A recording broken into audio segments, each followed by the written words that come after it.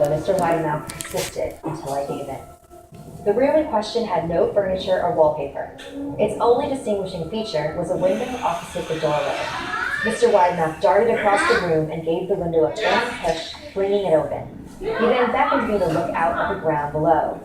We were on the second story of the house, but it was on a hill, and from this angle the drop was farther than 2 stories due to the impact. Take that one and stick to your face. There's a big soft trampoline below this window, and I've jumped. If you could jump hard enough, you bounce back up like a feather. I want you to try. I was a 5-year-old with a fever, so only a hint of skepticism darted through my thoughts as I looked down and considered the possibility. It's a long drop, I said. But that's all part of the fun. It wouldn't be fun if it was only a short drop. If it were that way, you may as well just bounce on a real trampoline. I toyed with the idea, but the realist in me prevailed. I don't know if I have enough imagination. I could get hurt. Mr. Widemouth's face contorted into a snarl, but only for a moment. If you say so. He said. He spent the rest of the day under my bed, quiet as a mouse. The following morning, Mr. Widemouth arrived holding a small box. I want to teach you how to juggle, He said. Here are some things you can use to practice. I looked in the box. It was full of knives. My parents will kill me, I shouted, horrified that Mr. Widemouth had brought knives into my room, objects that my parents would never allow me to touch.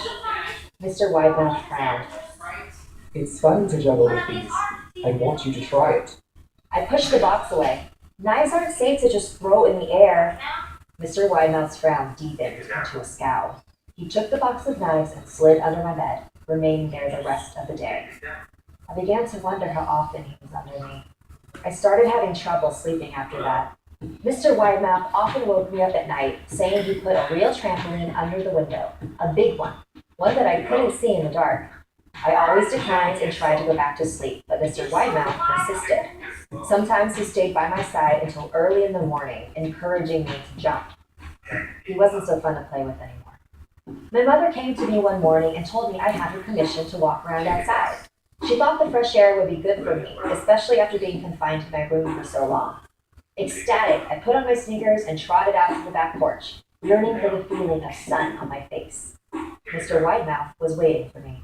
I have something I want you to see, He said. I must have given him a weird look because he then said, It's safe, I promise.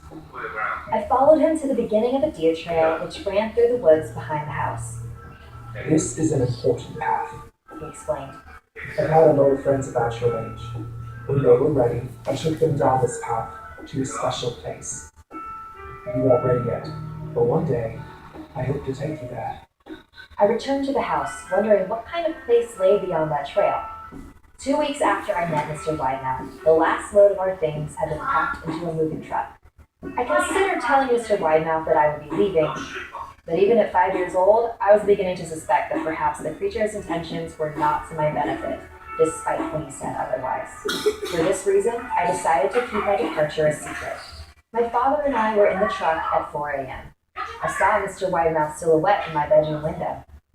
He stood motionless until the truck was about to turn onto the main road. He gave a pitiful little wave goodbye, steak knife in hand. I didn't wave back. Years later, I returned to New Vineyard. The piece of land our house stood upon was empty except for the foundation, as a house burned down a few years after my family left. Out of curiosity, I followed the trail that Mr. Widemouth had shown me. Part of me expected him to jump out from behind a tree, but I felt that Mr. Widemouth was gone, somehow tied to the house that no longer existed. The trail ended at the New Vineyard Memorial Cemetery. I noticed that many of the tombstones belong to children. Want some Snarl swag? Head on over to our website at snarl.com.